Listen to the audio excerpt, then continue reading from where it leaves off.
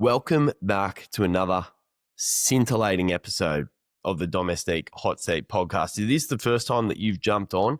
Man, you have picked a good time because we've got an absolute streak coming up over the next month or so. We've got some really, really exciting interviews, honestly, with riders that I've got no business interviewing, to be honest. But, hey, I'm lucky to be here and I'm going to give it a red hot crack. And starting off the month of November, well, I guess not technically, but we're going with Cole Kessler. He's an under-23 rider from Lidl Trek. He's in his last year of the U23 ranks. And we have a chat about what it's like being a junior. We have a chat about some doping controls and how the doping system works for a pro rider. We have a chat about what it was like over in Rwanda at Worlds and just how he feels about cycling in the US at the moment. So stick around for a chat. I think it's a fantastic one. And again, if you do like it, this episode, giving us a sub and, if you're on the right platform, giving it a like as well would be really helpful.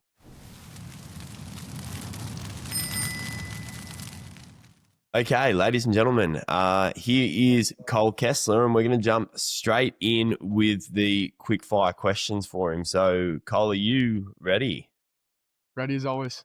So for anyone that doesn't remember, because we've missed this for, I think, the last two podcasts, there's 1 minute to answer as many questions as possible. And at the moment, the leader is Sarah Gigante with 13 questions answered. So if you can beat Sarah, you can beat someone who has, in Australia, the highest exit school exam mark you can possibly achieve. So I think that's pretty high praise. So let's go. Cole, Roubaix or Flanders?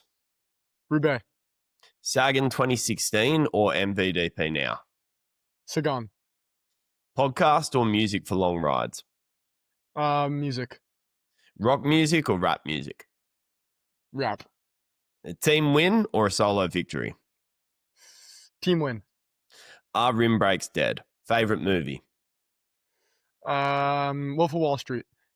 Pizza or pasta? Pasta. Time trial or mountain stage? Time trial. Giro d'Italia or the Tour de France? Tour de France. Visma or UAE? UAE. Best post-ride snack? Cereal. Coke or Pepsi? Coke. An energy drink or post-ride coffee? Post-ride coffee. Okay, and you were done with 14, mate. You just got through. So you actually, I think Sarah's going to jump on and have a sook because I think I asked her more open questions than you. But you know what? Take the W. I felt pretty dialed there, though. I knew everything pretty quick. I was moving. Yeah, no, totally. No, you were popping off, especially in the middle there. Sometimes the open ones, like the favorite song, I think was one that Sarah really tripped up on. So yeah, you got it there for sure with the favorite movie, Wolf of Wall Street. I actually had a question that I haven't run by you, but I wanted to ask you a little bit later in regards to your economics degree and one of my favorite movies, which is Moneyball. So we might slip that one in if that's okay with you. But I wanted to start this off because the last interview that I had was with Bas Tiedemer from the Rockets. And we had to talk about one thing that he really wants teams to start doing is jumping on this idea of franchises with the Rockets having that brand. So he suggested, Visma's got the Killer Bees and Sedal Quickstep's got the Wolf Pack. And I was wondering whether there is anything, we had a bit of a chat and you were struggling, but what have you come up with for the Lidl Trek team? Yeah, like I said earlier, I thought about this a while and I couldn't really come up with anything. Even AI couldn't really come up with anything, albeit some really cringy stuff. So then I was like, all right, well, I'll give you my cringy thought. We're a bunch of dogs on the team, a bunch of guys who like to battle it out and we do the hard things. So I would say we're just the dogs, but DEAWGS. Okay. The dogs. All right. I don't hate it. Hey, so, you were saying that's a little bit cringy, and I said I think it's okay because there's a local football team, alliterations in a lot of football teams. So, same letter starting. And one of the local football teams in our junior soccer comp is called the Tarrant Point Trees. And I think I would much rather ride for the dogs than the trees. We sort of always joked about coming up against the trees in our local football comp because, you know, you got the Rangers and you got the Devils and stuff, and then you got the Yeah, Tarrant Point yeah. Trees. So I think you could do a lot worse than We the have dogs. But we have the something little similar in. trees would work. Yeah, It it is would work. alliteration. But also, there's I don't know if you've ever heard of Stanford University, but Yep. it's probably one of the best universities in the United States. And their sports teams, they're called the Farm. Oh, Like, and their logo is a tree, like a pine tree, and they're the really? Farm. Yeah. The So I farm. guess when you're gonna go and play the nerds at Stanford, you're playing the Farm. So it's you're not too intimidated, I'd say. No. No. Yeah. Yeah, our football teams really go like the ones that are further back. Like we've got one called the Rabbits, Yeah. which I feels like that's a bit weak. And then we got like the Dragons and the Eels. But the further they get into the modern era, the more like mongrel they've got in them. Like we've got the Gold Yeah. Coast Titans, and I feel Titans. like when the Rabbits are playing the Titans, it feels like it should be a mismatch. So Yeah. I like the Yeah. farm though. I don't hate it. Hey, so if you wouldn't mind, it's something that's topical and in the zeitgeist, and I don't really want to get into commenting on cases that are open, but I think something that is interesting that people might not have a lot of perspective of. There has been a recent doping case, and it was because of anomalies in the biological passport. All riders have a biological passport. It was brought in as a way to try and keep a consistent account of riders' levels in regards to different things. I was wondering whether you'd be able to talk to what it looks like as a pro rider. What are the doping controls that you have to go through on a day-to-day basis? And I guess how confident are you that the doping controls are consistent? Yeah. Well, so as a rider, you are subject to your federations, like doping agency. So I'm part of the USADA, so USA Doping Agency. And yeah, you're on whereabouts, so you have to put in like a 60-minute time slot every day where you have to be at a certain location, and they can come and test you in that time slot any day of the week. And then they can also just show up randomly, and if you're there or you answer the phone or whatever, then you're subject to being tested. So Just to pretty much jump in there, that's all year round, isn't it? That's that's not all just year within round. Yeah. all year round. Yeah. And you have in competition tests and out of competition tests. So these are an out of competition test. And there are certain substances and things on in the that you can take, vitamins, medicines or whatever, that you can take out of competition, but you can't take in competition. So that's where these different tests come into play. But for doping, I would assume like all those sort of like PEDs and everything are obviously illegal in and out of competition. But then when you go to a test or when you go to a race, sorry, you can get tested at the race. Afterwards, it can be random, or you win the race and then you get tested. Um, but the random ones, you don't know when they come. And some people get tested more than others. I would assume it's based off of I would assume Truck gets tested way more often than me. Yep. I think that there's a certain quota or something that they have where I get tested like on average once a quarter. So I end up doing like 4 or 5 tests a year, but they're random. They can be like, I think mine were more backlogged this year. I had a lot of tests. I had 2 tests around the World Championships. So September time, but yeah, no, most guys get, some people, like a lot of U23 riders are not on the whereabouts system, but I was put on when I came out of juniors. So I've been getting tested every year for the last 4 years. Some guys aren't on the whereabouts yet. But yeah, it's pretty straightforward. They come and take blood and pee, and yeah, I mean, I think it would be pretty hard to cheat, but I don't know. Yeah. I don't know. It would, yeah, it seems like it would be difficult to be able to get around that because it's so random, and they're pretty comprehensive tests, you know. It's not like the old days. So, yeah. In regards to the whereabouts system, there was another rider recently, I can't recall his name, but he was suspended for, I think, 12 months because he missed two of Yeah. those whereabouts. Yeah. So in regards to the biological passport, what is that? Hey, to be honest, I don't have a great understanding of what that is. But from my understanding, I think it's just you have to do like quarterly bloods for your being a UCI pro team or on the World Tour team. So that I think over time, like your standard of like I guess what your hematocrit is and what your hemoglobin is and what your testosterone is and all these other biomarkers, you have like this average like what you are kind of year round. And if there's any like super weird abnormalities in this, whether like your testosterone is around the average mark and then maybe one time you test and it's crazy high or something, then that would maybe I would assume like set off an alarm to the authorities about your potential biopassport, and then it can go to a jury and they can say whether it's abnormal or whether it's possible that it could be normal.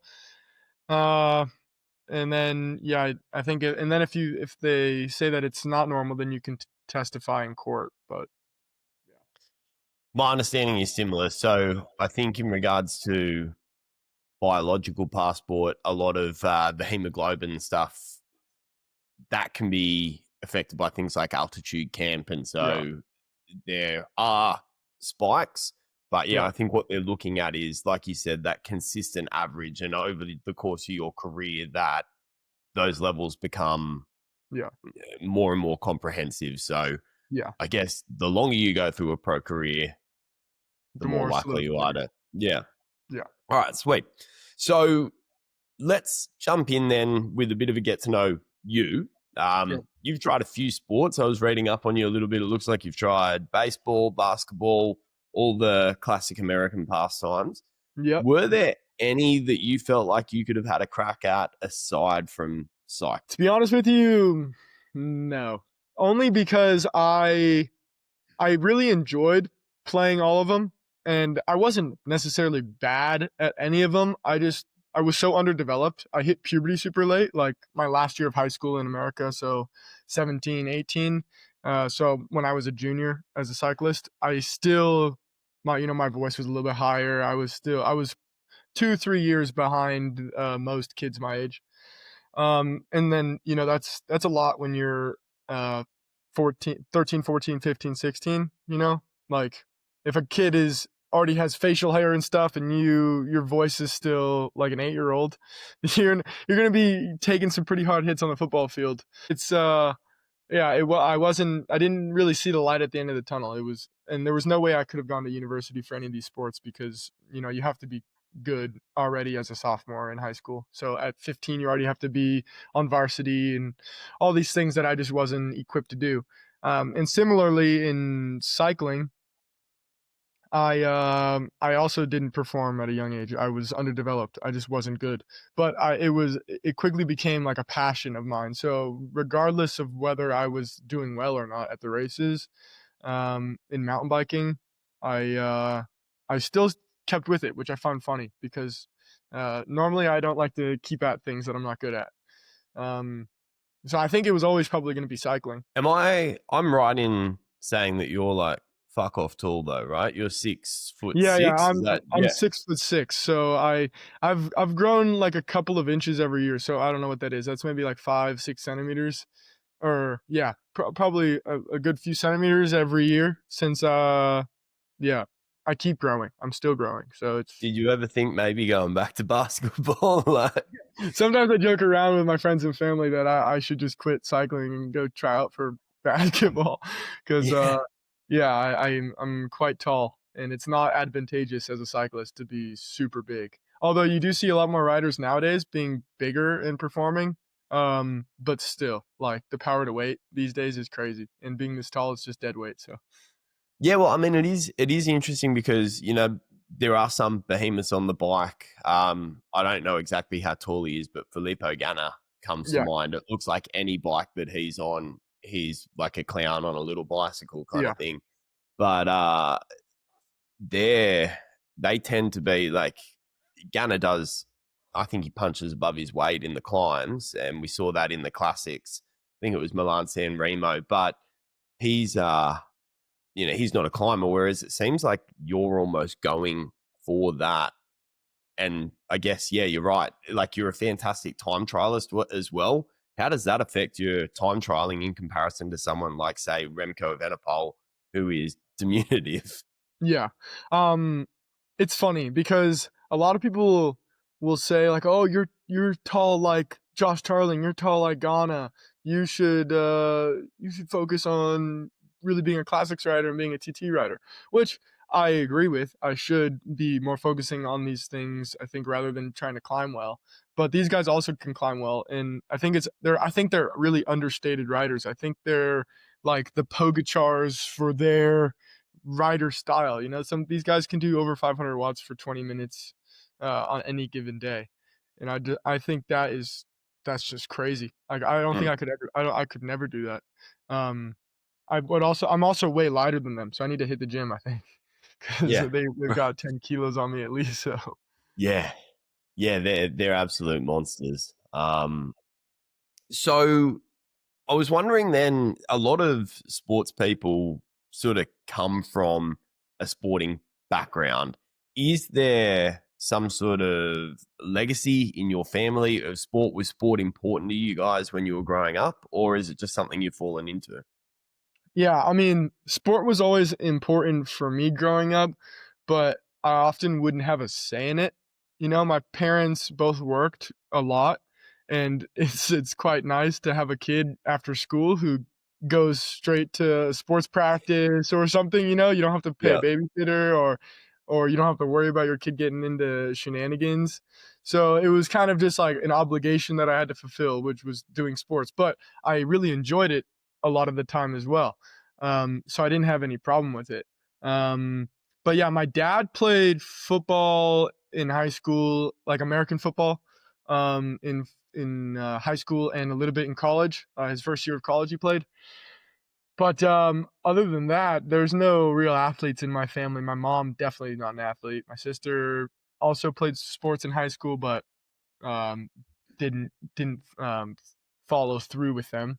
So no, it's a bit of a shot in the dark for me, but I'm happy where I ended up for sure.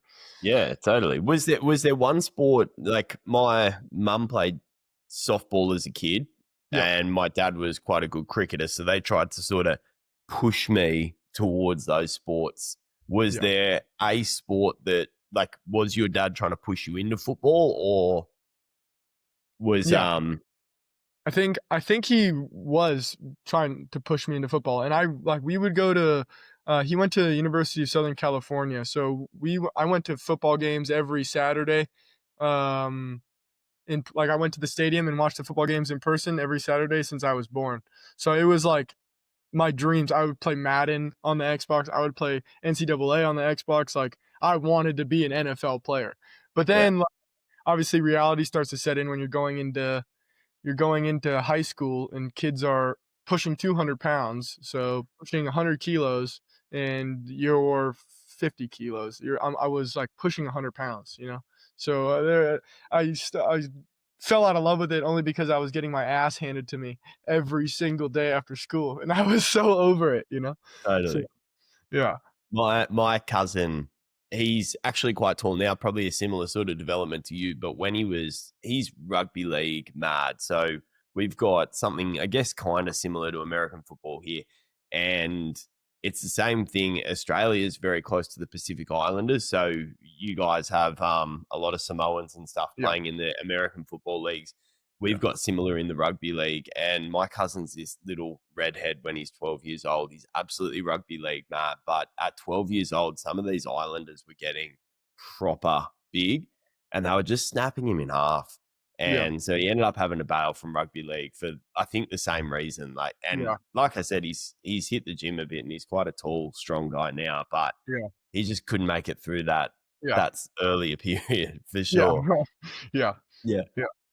I actually had a Madden 2007, I think it was, or 2006. It was the one Nice. with That Country by Avenged Sevenfold. If anyone knows the Right. soundtracks to Madden, are pretty iconic. I played that and I fell in love with American football for a little while. And I even had a flirtation. I was having a look at American football teams in Australia because there are some, and I really wanted to be a quarterback. I reached out to one of Yeah. our local teams and they just said, everyone wants to be a quarterback. We can Yeah. maybe fit you in, but no way.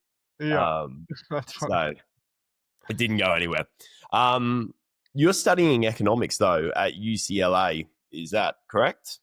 Yeah, I've been going to school there since I graduated high school. So 2022 I started going to there, taking classes there. But then it wasn't full time. I was able to figure out with the school that I could go in the fall quarter. So it's on quarter system. So you have class from October until December, which kind of fits perfectly in the cycling off season, you know. Mm. But I got into the business school at Cal Berkeley, which I think would have probably been a better fit for me had I not chosen to go with cycling. But I couldn't take classes there because it was on semesters. So I went to UCLA, and yeah, I've gone every fall quarter. I went in with a bunch of credits from high school, so I came in with credits as like a sophomore. But then I just was kind of like ticking off classes. I would do 3, 4 classes a quarter, the last 4 years.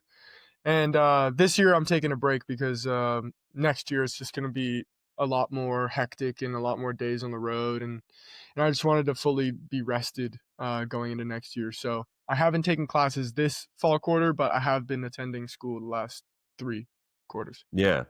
Yeah. With the way that college works in the US, I know that the sports system is really good in regards to like athletes maintaining their college education.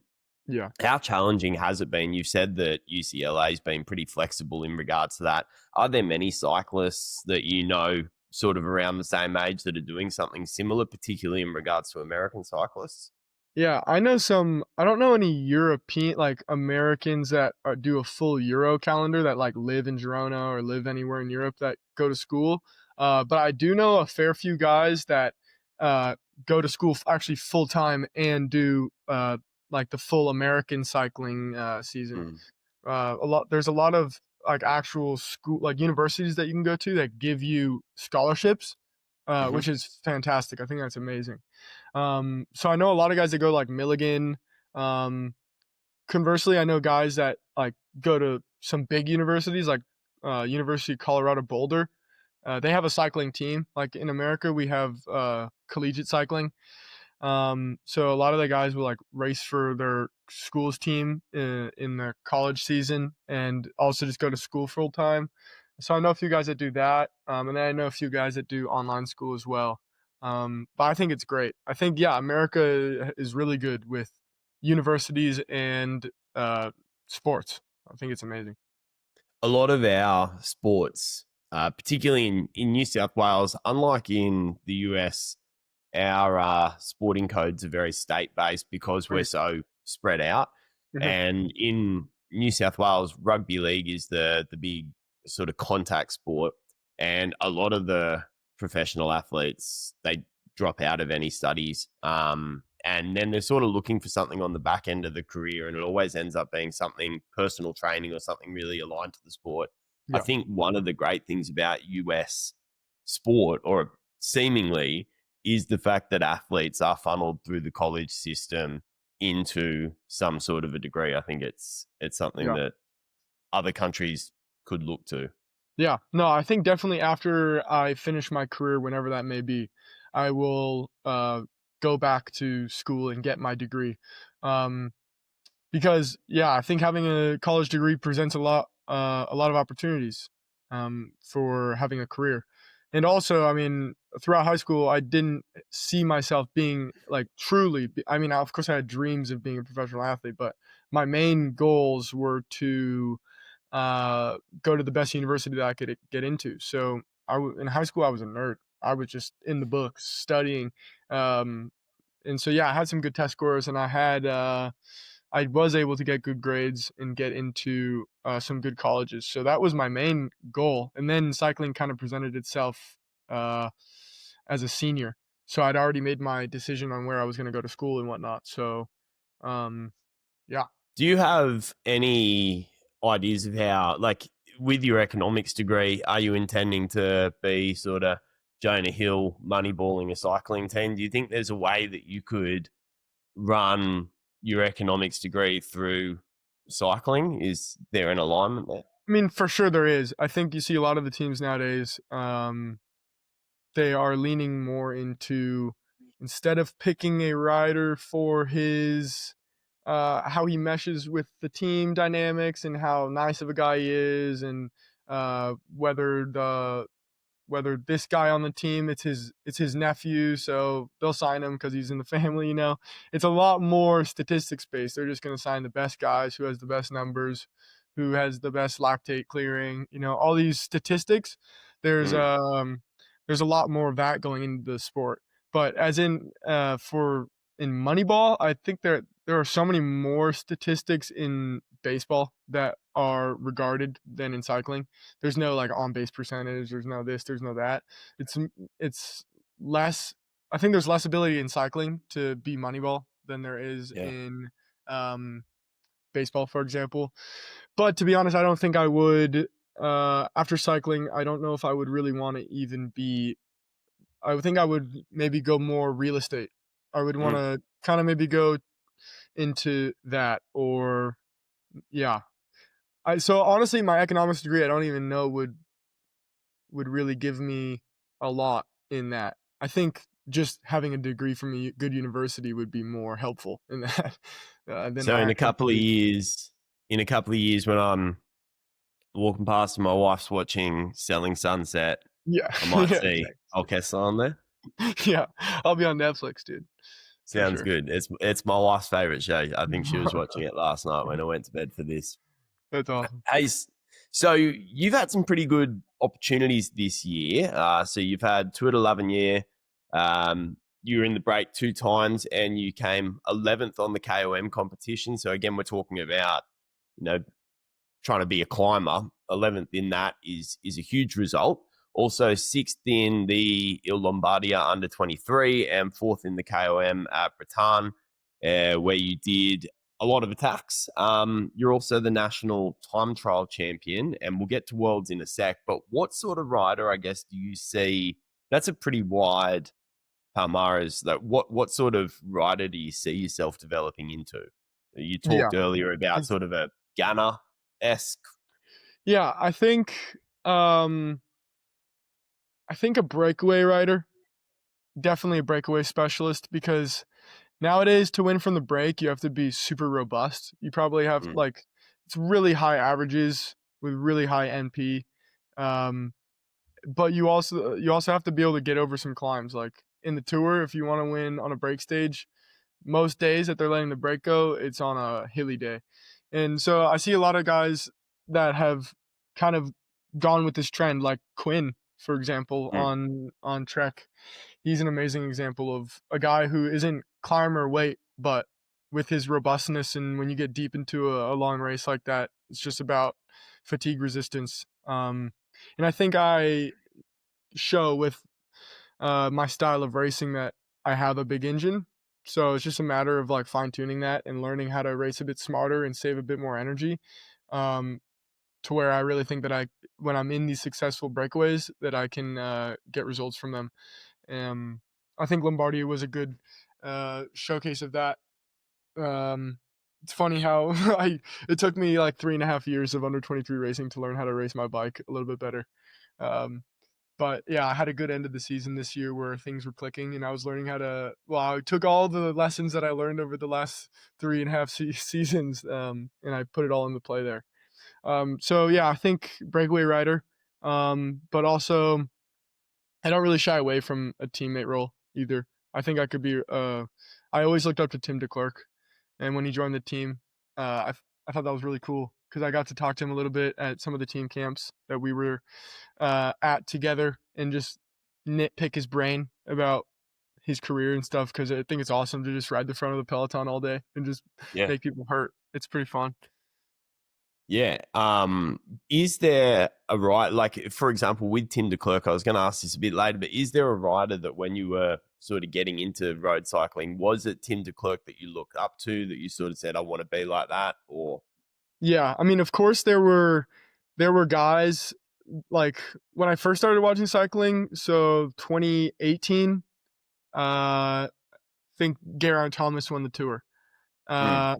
And I told myself I was going to win the Tour one day. I was like, I'm going to win the Tour de France. Because at that time, I was a climber. I was like 65 kilos. I was like 6 foot tall. I was like, okay, I can do this. So I really looked up to Geraint. I looked up to Froome. And then later down the road, as I started to like learn the sport a bit more, it was Sagan, and then it was like Luke Rowe and Tim de Klerk were the guys that I wanted to be like. But yeah, I guess if you mesh those guys together as riders, then you kind of get the rider that I'm turning into, which is like a breakaway specialist climber. Like he's good on the flats, but he can climb good too, you know? So I think that's pretty cool. I think that's what you need to do, though, now in modern cycling. There is a lot of talk about sort of the death of the breakaway. Are teams like Trek looking to develop you? Like, is there talk about how we counter the fact that breakaways, particularly in pro cycling in those top races, are being suffocated by some of these stronger teams? Yeah, to be honest, I think the death of the breakaway is only probably mostly because of UAE. Yeah. In just the way that they ride. For Pogačar to be successful, he needs such a hard pace all day and to just really wear down every rider. And that means they're just going to ride super fast all day. And the guys that are in the breakaway can't ride faster than them because all the best leaders in the peloton are suffering already. So imagine how much you're suffering in the front when you're having to take pulls. It's almost not possible. So, but cycling also, there's so much luck involved in the sport too, and you just need some luck. That's what it kind of boils down to in a breakaway. And when you get the luck and you get the right cards, then it's about how good you are. But for a matter of a breakaway staying away, I learned this gem earlier this year, which I should have learned when I was younger. But yeah, when you're in a breakaway, how hard you pull is not going to determine whether the breakaway stays or not. You know, you're not going to make it to the finish because you were the one pulling so hard. So I found myself in this trap where, you know, you're in a breakaway and you have a minute and you think, oh, you need to push harder. So I'm the guy that's taking these death turns and everybody else is on the wheel. And then, yeah, maybe the break does end up staying, but I'm so fucked already from doing these crazy pulls that I can't even contest the finish. So what was the point of that? I just gave all these guys a free ride. So whether the break sticks or not, just trying to get in the breakaway step one, and then figuring out how to win from the breakaway step two.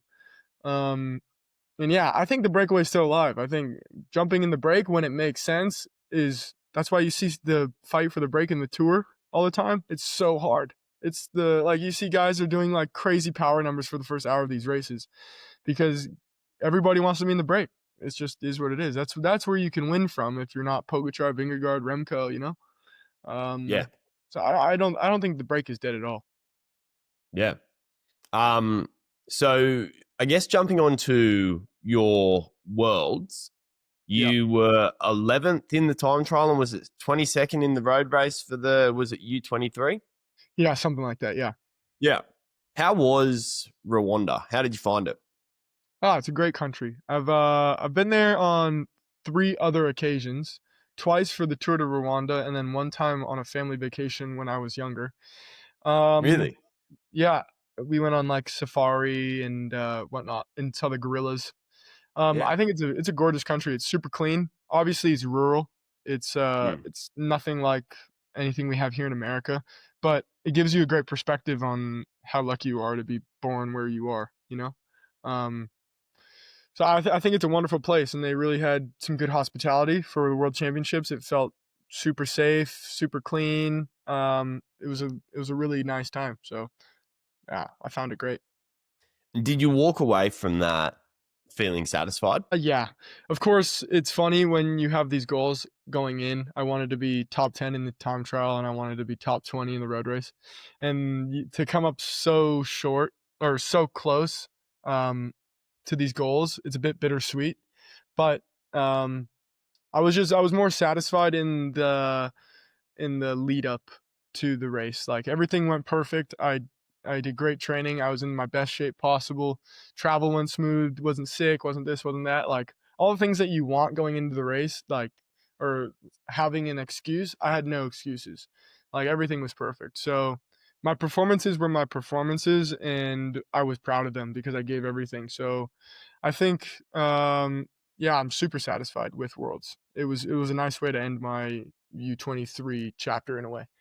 Mm. Because you're 23 now, correct? So next I'm year, 22 now. So but that's how U23 works. Your yep, last year under 23, you're 22. yep. So So you're over there representing USA cycling. We've seen a lot of races sort of fold over the last 10 years or so in the USA road cycling scene.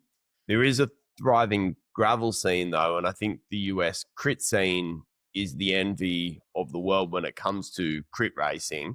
What's your pulse check on US cycling at the moment? Yeah, I think it is reviving slowly but surely. Uh Gravel is huge. You see a lot of even European guys or even European pros retire and then move to gravel. It's there's a lot of prize money. I think it's great.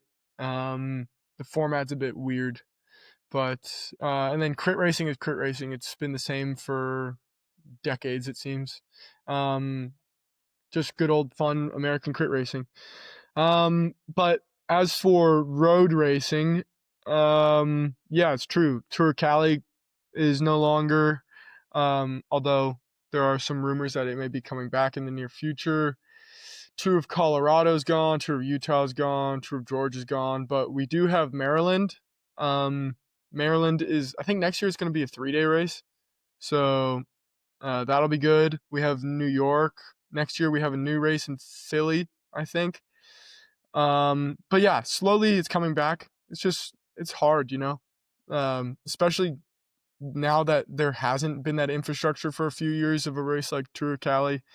Teams, it's hard to get to travel all the way over to America with Mm, all the teams and um, like they wouldn't have buses coming over. All that is difficult logistically, but I think it will be coming back, and it's nice with the Montreal and Quebec races that are already established, that are super big. It would be nice to build some big American races around those, so that teams could come over for like a block of American racing. That I see would be I could see that being a viable option for teams, you know? mm. Yeah, I guess if you're already over here, the Yeah. only problem is those Montreal those Canadian races. They're at the end of the season, and that end of the season is becoming so back ended. You've got all the Yeah. Chinese races at the end as well, Yeah. and one of the complaints again to bring up Bass from the Rockets. One of his complaints is that the calendar is so crowded. Yeah. And I think that's the challenge we're seeing similar in Australia. We've had the Herald Sun Tour fold, which is one of our oldest ones. There are a bunch of sort of local races that have been Yeah. folding as well, just because of the cost. And like you said with the buses, I don't know if you ever come to the Tour Down Under, you won't be in a bus. You'll be in a minivan. Yeah. It's just the Yeah. like the same costs and the same issues in regards to the travel. So Yeah. I it is a think big I would agree with Bass. Season is ridiculously long. I think it needs to be shortened at least a couple mm, months. No one should be racing in January and racing in the end of October or middle of yeah. October. That is such a long season, and yeah, it's crazy to me that you can race 80 days a year and start in January and end in October, you know? Well, something that was brought up in the Lantern Rouge podcast, they were talking about the season review and the fact that these development squad riders are being used to plug because the dev squad riders can ride in the pro races, Yeah. being used to plug gaps in order to fill this out. I Yeah. guess it's a topic I wanted to talk to a bit later, but we'll bring it up now. How do you feel as a development? Do you feel that you guys are being thrown into the pro ranks too early, or do you think that is helpful in your development to be part of a dev team that is seeing you race with some of these top? Yeah, I think it's twofold. I think, first off, really nobody should be going straight to the World Tour out of juniors. I just think it's a bad idea in general. You don't see too many guys going straight from high school into the major leagues Mm. and pitching in the World Series as an 18-year-old. That's just unseen. But you see guys as 18-year-olds racing in some of the biggest races in the world. And it's just, I it's mean, all, Paul Sexas is 19. Kat Ferguson is also, I think she's 18 this year. So last year she was racing. That would have her as I think you can't race at 17. yeah, but I think she did do like half a World Tour season as a junior after Worlds, Yeah. but I don't really know how that works. To be honest, I think the women's side of cycling is a bit different because they don't have that development pathway as Yep. under 23s. It's just either Conti or World Tour or Pro Conti, but there's no under 23 level races or anything aside from World Championships and Euros, I think. But yeah, for the men's side, it doesn't really make sense. And like, I think it's always, even if you probably are going to be the most dominant under 23 rider as a first year U23, you should still do an under 23 calendar in an under 23 team, and then maybe you can race up a few races with the World Tour team to get that exposure of how it looks to race in a pro peloton. But it also, in that note, it can be good. Like my first year at Israel as an under 23, I did a lot of races with the pro team, and it was cool to see how the races worked. But I was just on the front from kilometer zero pulling, so I didn't really learn how to race my bike. You know, Mm. it's I guess anybody can go sit on the front of the peloton and pull. So you don't really learn how to race. So I feel like I did lose a little bit of the development because I raced so much with the pro team. And then even when I was doing under 23 stuff, I was pulling in the peloton anyway. So, but yeah, I think it's the way that pro cycling is going. Everybody is trying to get the next Remco, the next Pogacar. So they're signing these 15, 16, 17, 18-year-old kids already to the World Tour teams. They seem to be forgetting how endurance sports work, and that you get better as you get older. Like your engine grows as you get older, and they're like, the longevity of the sport is just going down, and they're just using kids as 18, 19, 20. If it doesn't work out, ciao.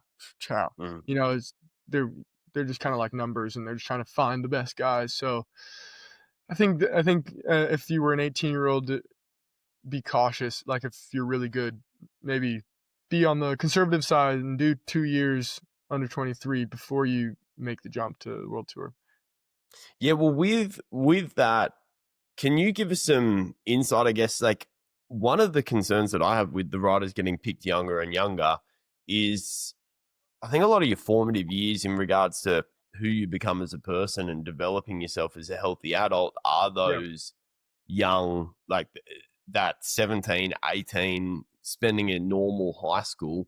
What's it Yeah. like on the daily life as a pro cyclist? How much does your sport pervade your just daily life, and how much do you need to sacrifice, do you feel, on a day-to-day basis in order to be competitive in pro cycling? Yeah. Of course, you can sacrifice everything. You could not have a girlfriend. You could totally isolate yourself, not go out with friends, not see friends because you're worried about getting sick, and you're worried about eating the exact, like weighing your food, eating the exact this, that, and the other.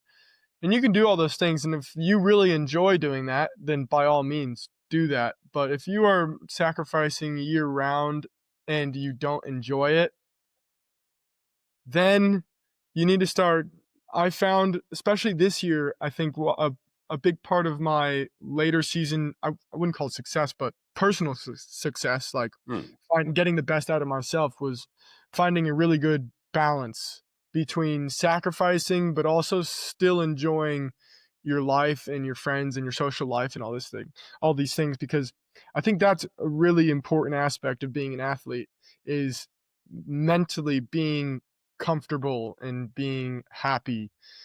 Because if you are mentally struggling, then obviously that is going to translate to poor performances on the bike. You can't, you, your mind holds so much stress that translates into body stress. You can see that even in blood tests with cortisol. I've had periods in my life where I was stressed about things and it translates to high cortisol. And then lo and behold, last year I got diagnosed with Epstein-Barr and had to take 2 months off the bike because of stress manifested itself into I had already had Epstein-Barr and it reactivated. So stress caused that. Um, so I think it's really important, if you enjoy sacrificing and having and just being a pro cyclist and nothing else, then by all means. But I think there's balance is key. Well, you're in your off season now. Are you back in the US? Yep, I'm back home, up in Reno, Tahoe. What's the off season look like? Do you go to? I mean, it's football season, right? Do you go to football games? Like, what are you doing in the off season to try and find that balance? Yeah, really, it's just as an American, you're away from home so much, so you don't get to see your parents a lot. You don't like your family. You don't see them a lot. I don't see my girlfriend a whole ton. So just being back home and enjoying their company and staying with them and going out to lunch with them or getting breakfast with them, or just spending quality time with my friends and family is what really recharges my batteries. Um, but also, some things that maybe like what I was sacrificing during the season, um, like some of my favorite foods in America. So I love like unhealthy cereals. So like cinnamon toast crunch. I love making like pizza rolls and shit. Like just sitting down with a good movie on and just eating some junk food is what I love. It's super American, but that's what I love. So I've been doing that a bunch, just not, like totally disconnecting and just going back to things that I enjoy doing that. And then yeah, seeing friends and family and yeah, being in the mountains. Yeah, that's basically what my off season consists of. I'm going on a few trips here and there, like weekend getaways with my girlfriend. Um, yeah, that's basically it.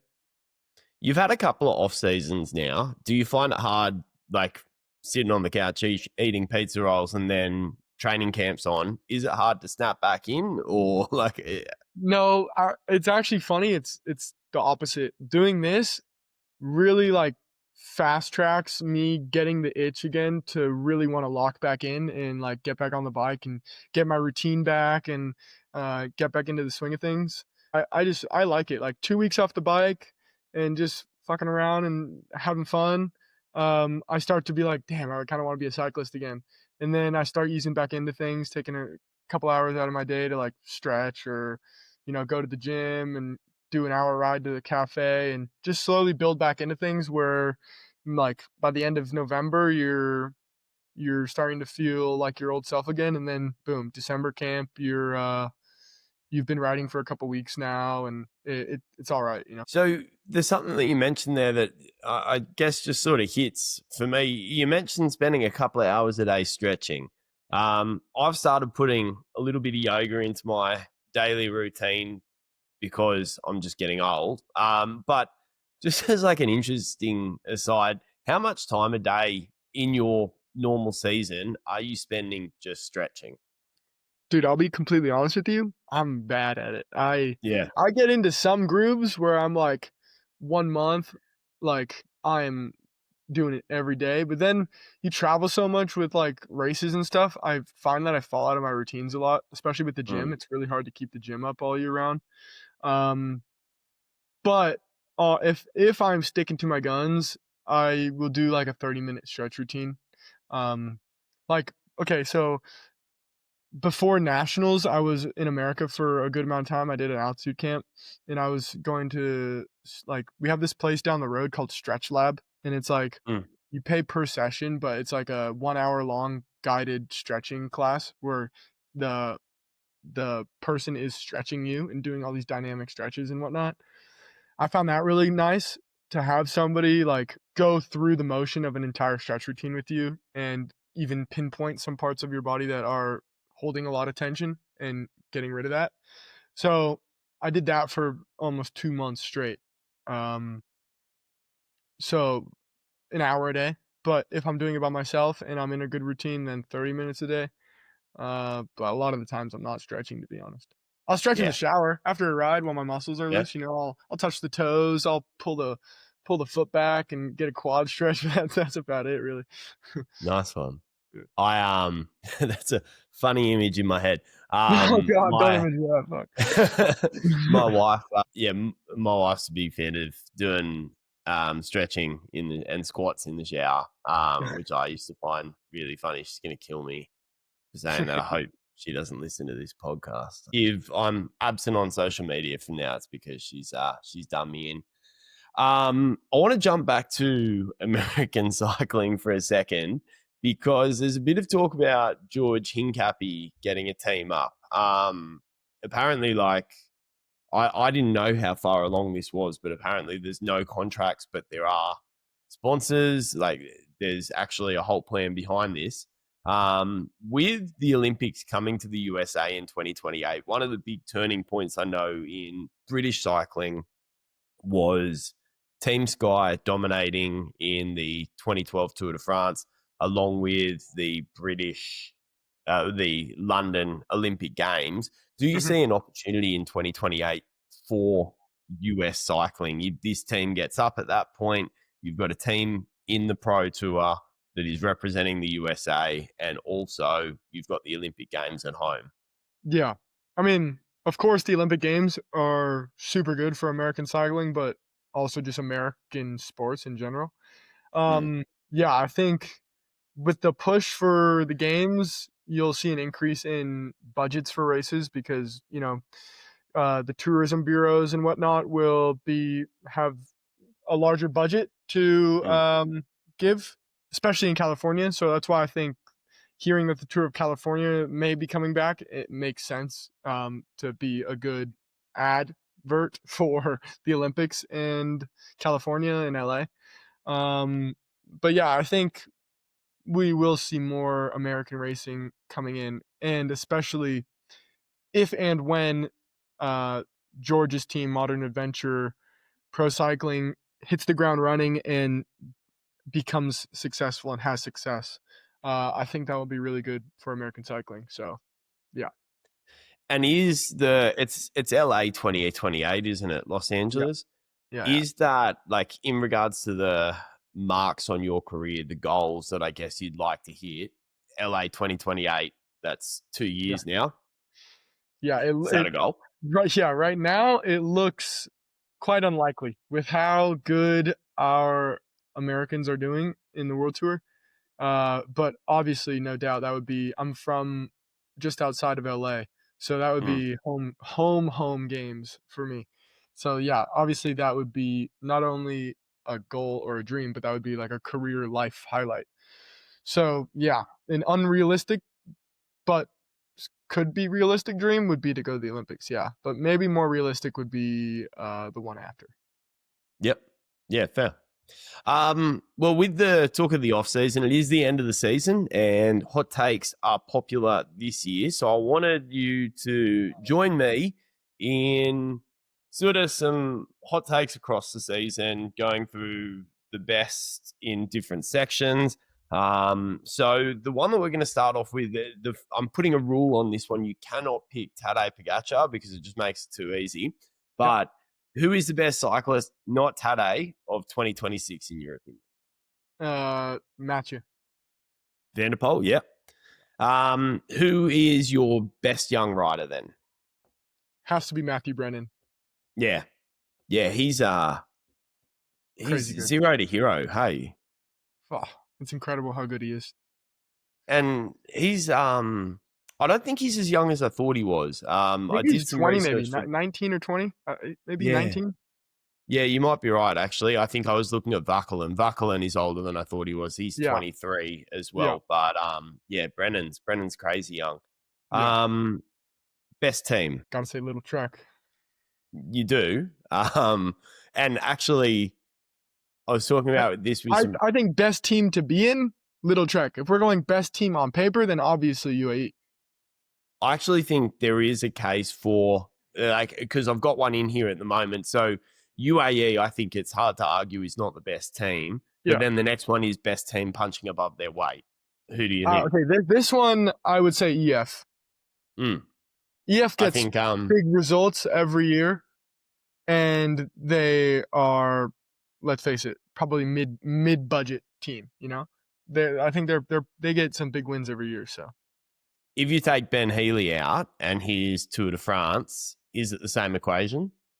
I mean, was Dwarsdorf Vlaanderen this year not Mm. an absolute smoke show from Nielsen? That was awesome. Yeah, yeah, that was crazy. Just Yeah. I don't know how he stole that one, but yeah, they have had a good team, and having had a chat to Jonathan Borders, I think he'll be very happy that that they got a shout out. So yeah, for sure. Best race. What do you think the best race has been this year? Roubaix.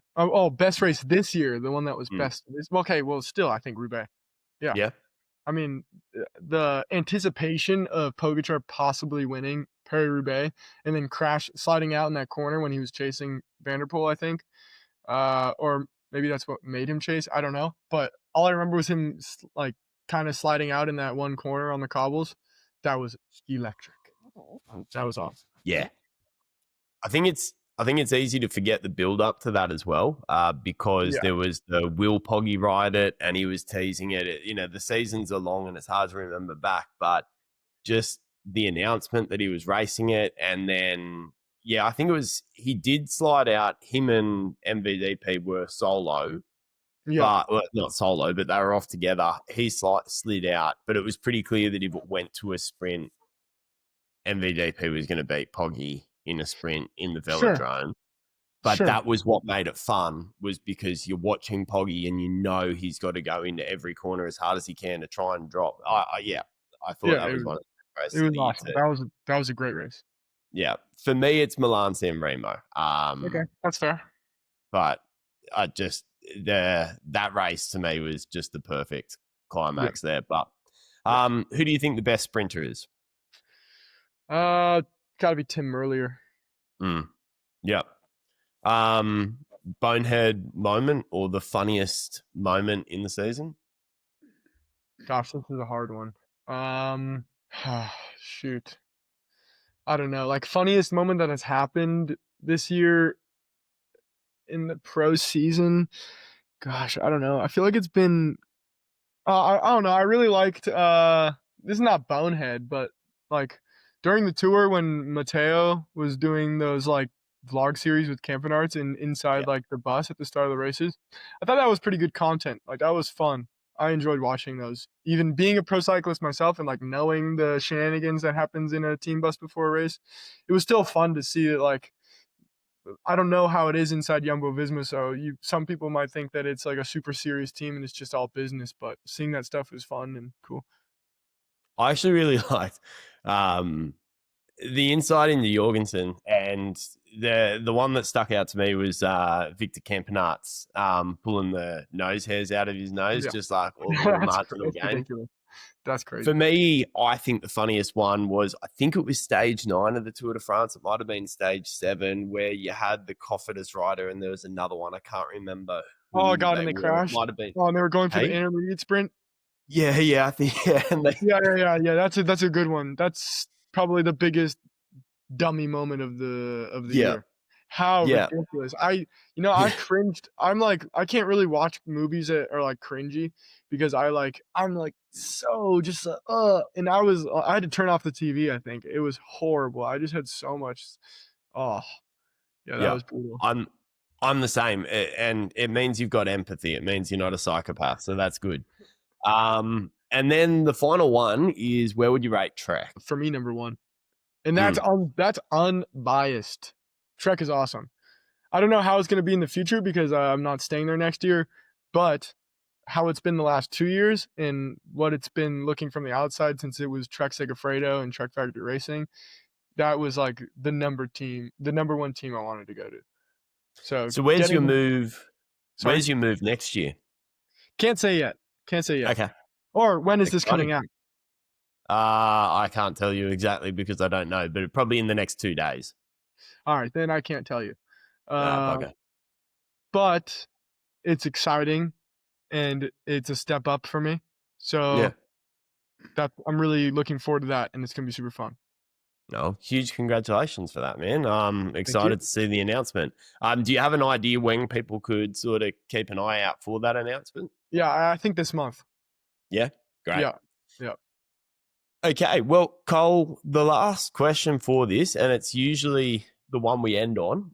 So we finish with a bit of advice that you would give to a person trying to make it in pro cycling. But I'm going to make a caveat because literally everyone I've asked has said that you have to surround yourself with the right people. So if you take that answer out, what would be your advice? Yeah, that is true. You do have to surround yourself with the right people.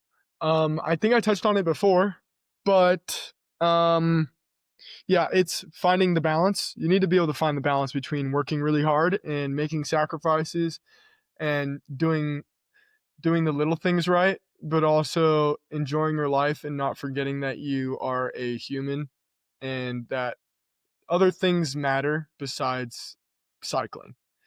Finding that balance, which I think is really hard, but being able to do that, you will be able to perform the best. And yeah, this is kind of cliche, but also just like, yeah, keeping it fun. You know, there's a reason why you're good at cycling, and it's probably because you ride a lot. And there's probably a reason why you ride a lot, and it's because you're passionate about it. So if cycling is your passion and your hobby, and you want to make it your job and you want to be a pro cyclist, then yeah, keep riding a lot, keep working hard, do the thing that you've been doing, but don't forget to have fun and like be who you were before you decided to be a pro cyclist. Yeah, good advice. Just in life, hey, just in general. Yeah. I think cycling is actually really special because it teaches you a lot of lessons about life and how to go about life and be happy. I've learned a lot of stuff from cycling. So, yeah. Well, Cole, I really appreciate your time. Just a final note. Obviously, you can't reveal the transfer, but are there any races? Sorry, next season? Have you started mapping your season out next year, or is that a bit hard to do at this point? Bit tricky to do at this point. Haven't gotten that'll probably come at December camp, getting schedules and stuff. But yeah, I will be in pro races and will be on TV and be at some fun races that I've always wanted to do. So I'm looking forward to that. And yeah, it'll be a step up, so it'll be really nice. I'm super excited. Well, mate, if you ever get the opportunity, if you're sitting in there in December training camp and they're saying who wants to go to the Tour Down Under, put your hand up and I'll see you there. But look, thanks heaps. It's just Cole Kessler on Instagram, isn't it? Yep. Any other channels? You got a YouTube or anything like that you want to? I do. I have a YouTube. I don't really post on it though, but everything on all socials is just my name. Yeah, easy. All right. Well, look, mate, thanks so much for jumping on. Really appreciate your time and best of luck in 2026. Thanks, mate. Appreciate it. No worries. Ciao. Okay, guys. So what an absolute legend. Really cool to see, I guess at 36, it's nice to see like the enthusiasm of youth in a 22-year-old. So yeah, awesome chat with Cole, and stay tuned for that transfer news. He's off the record. I might have a bit of an idea, a bit of a clue, and it is very, very exciting for the bloke. So yeah, absolutely stay tuned. Follow that news, ear to the ground. And like I said, if you want to, keep us rolling through the month of November, I guarantee you will be excited about the guests that we've got coming on. So make sure that you subscribe so you don't miss those. And I've been Aidan Burgess and his bike, and this has been the Domestique Hot Seat. Thank you for listening.